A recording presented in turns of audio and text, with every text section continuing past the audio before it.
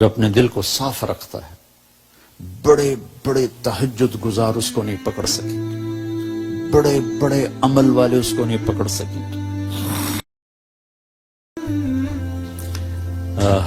ایک واقعہ یاد آ گیا، سنا دوں کہ ٹائم آپ کا پورا ہمارا ہے؟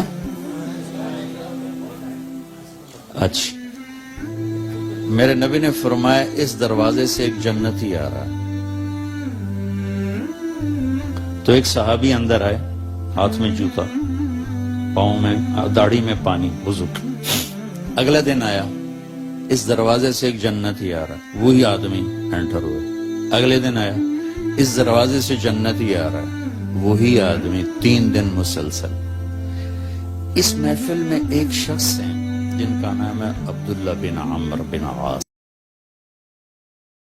صحابہ میں جہاں تک میں نے صحابہ کی سیرت پڑھی ہے، سب سے زیادہ عبادت والے شخص، ان کے لیول کا ایک آدمی نہیں۔ ساری رات نفل، سارا دن روزہ، اور دن رات میں ایک ختم قرآن، یہ ان کا عام معمول تھا۔ شادی والی رات، شادی کی رات، شادی ہوئی، بیگم آئی، اتنے فرض نمازاں بھول جاندی ہیں 3 دن پہلے۔ صبح ابا نے پوچھا بیٹا رات کیسے گزری؟ کہا جی الحمدللہ نفلوں میں گزری۔ تیرا ستیاناس، وہ میں تیری شادی نفلوں واسطے کی تھی؟ جا کے اللہ کے نبی کو شکایت لگائی۔ یہ اس مزاج کے نوجوان تھے، ان کو خیال آیا یہ مجھ سے زیادہ عبادت کرتا ہے۔ کا گراف ہے وہ تو سارا میں نے پر کیا ہوا ہے، رات ساری تہجد ہے، دن کو روزہ ہے، ایک ختم قرآن ہے، تو اس کے پاس 25 گھنٹے ہیں، مجھ سے زیادہ عبادت کرتا ہے، جو اس کو 3 دن جنت کی بشارت۔ ان کے پاس پہنچ گئے، چاچا آپ کے پاس کچھ دن گزاروں، ذرا ابا ناراض ہیں۔ کہا ہاں بیٹا آؤ۔ ذرا وہ ادھیڑ عمر تھے، ڈھلی عمر تھی۔ عشاء پڑھتے ہی چادر اوپر لی اور سوراخ کر کے لیٹ گئے، ہوں ویکھو بزرگ کی کر دیں۔ اور یہاں آنکھ رکھے رکھے رکھے وہ تشریف لائے، اللہم بسم کا منہ تو وقع ہو گئے۔ جوں ستے فجر دی اذان تے اٹھ کے بیٹھے، الحمدللہ الذی احیانا بعد ما اماتنا۔ ان کو تو کرنٹ لگا کہ اس بندے جنت دی بشارت کتوں لب گئی۔ میری ساری رات سجدیاں چ لگ جاندی ہے، وہ پریشان ہو گئے۔ ان کا اچھا میں کل دیکھوں گا، شاید کل کی رات کچھ دکھائیں۔ کل کی رات پھر انہیں چادر ایسے کی اور دیکھنا شروع کیا، اور انہیں آ کر اللہ بسم کا منہ تو احیا، سرانے پہ سر رکھا اور او گئے۔ فجر کی اذان پہ آنکھ کھلی، پھر اور پریشان۔ اس زمانے میں تو منافق تہجد نہیں چھوڑتا تھا۔ تیسری رات کا میں دیکھوں گا، تیسری رات دیکھا تو وہی کام، 2 نفل نہیں پڑے، وہ پھٹ پڑے۔ کہنے لگے چاچا سچی بتاؤ، میں نے 3 دن تیرے جنتی ہونے کی بشارت سنی۔ میری گھر کوئی لڑائی نہیں تھی، میں دیکھنے آیا تھا تو کیا کرتا ہے چاچا، تو تو ساری رات ستا رہ جانا، تینوں جنت کیوں؟ ان کا بیٹا جو تو نے دیکھا ہے یہی ہے اور کچھ نہیں۔ اب نہ تو نبی کی بات کو غلط کہہ سکتے، وہ تو حق اور سچ ہے، لہذا نہ وہ بات ہضم ہو رہی کہ بھئی بندہ ساری رات ستا پہ ہو گئے تو ستیاں جنت لب جائے، یہ بھی اوکھا جا کم۔ تو ایسے نا ماٹھے چل پڑے، بے یقینی کی کیفیت۔ تو انہیں پیچھے سے بولا بھتیجے ادھر آ، اب تمہیں اندر کی راز کی بات بتاتا ہوں۔ یہاں ہاتھ رکھا، کہنے یہ دل ہے نا، یہ اس میں دنیا کے کسی انسان کے لیے نفرت کوئی نہیں، اور اللہ جب کسی کو کوئی دولت نعمت دیتا ہے، مجھے کبھی حسد نہیں ہوا۔ اب ان کا باڈی ری ایکشن دیکھنا، کہنے لگے ہاذا ہوا، یہ ہے، ایک دم اچھلے، یہ ہے جس نے تمہیں زندہ جنتی بنا دیا، دنیا میں جنتی بنا دیا۔ پھر کہنے لگے پر یہ کرے گا کون؟ اتنی بڑی عبادت والا بندہ کہ یہ کرے گا کون؟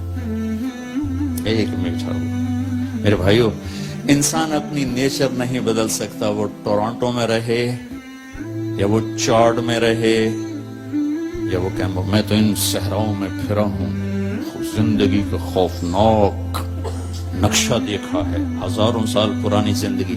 انسان اپنی نیچر میں میٹھے بول کا محتاج ہے اور کڑوے بول کا زہر برداشت نہیں کر سکتا. سانپ کے زہر کا علاج موجود ہے، کڑوے بول کا علاج موجود کوئی نہیں ہے. تو ان سب مستورات سے اپنے آپ سے کہتا ہوں، ہم اپنی زبان کے بول کو میٹھا کر لیں، خاص طور پر رشتوں کے آگے، ماں باپ کے آگے، بیوی کے آگے، بیوی خامند کے آگے.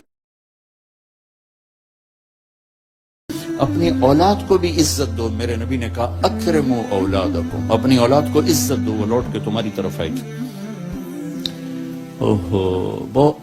بہت سے بچوں کی نافرمانی میں ماں باپ کو دخل ہے، شدت، زبردستی، سختی. میرے نبی اپنی بیٹی فاطمہ کو کیا عزت دیتے تھے؟ آپ تشریف فرما دیں، بیٹھے ہوئے.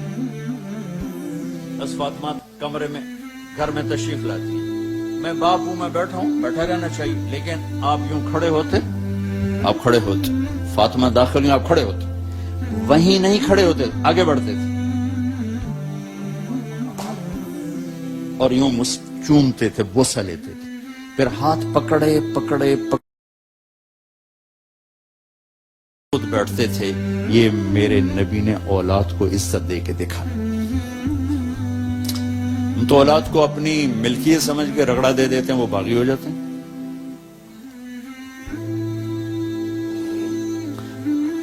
رشتوں میں زبان کا استعمال، تعلق میں زبان کا استعمال، یہ انسان کو اونچا اور نیچا کرنے والی بہت بڑی چیز ہے. اس لیے جب کبھی غصہ ہو چپ ہو جاؤ، بولنا نہیں. غصے میں آدمی صرف نبی صحیح بول سکتا ہے، غصے میں صرف نبی صحیح بول سکتا ہے، باقی کسی میں یہ طاقت نہیں کہ غصے میں وہ صحیح بول سکے. لہذا چپ ہو جاؤ، گزرنے دو لہر کو، اس کے بعد جو کہنا چاہتے ہو کہو، ورنہ پتہ نہیں کیا ہو جائے گا. میرے بھائی بہنوں، یہ میرے رب نے نظام بنایا ہے، اس میں سے مجھے آپ کو گزرنا ہے.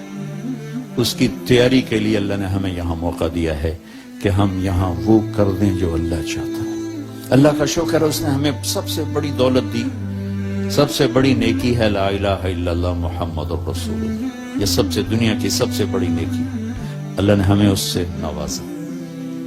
سب سے بڑا کفر اور شرک اور اللہ کو ناراض کرنے والی چیز ہے اس کا انکار، اس کی ذات کا شریک ٹھہرانا. یہ سب سے بڑا اس کی ذات کا انکار، اس کی ذات میں شریک کو ٹھہرانا. یہ سب ایک بدو آگے نا بیت اللہ کو پکڑ کر کہنے لگا یا اللہ لم نعصک فیما فی احب الاشیاء الیک، یا اللہ جو چیز تجھے سب سے پسند ہے نا، انا اطعناک فی احب الاشیاء الیک، جو چیز تجھے سب سے پسند ہے نا وہ ہم نے تیری مان لی.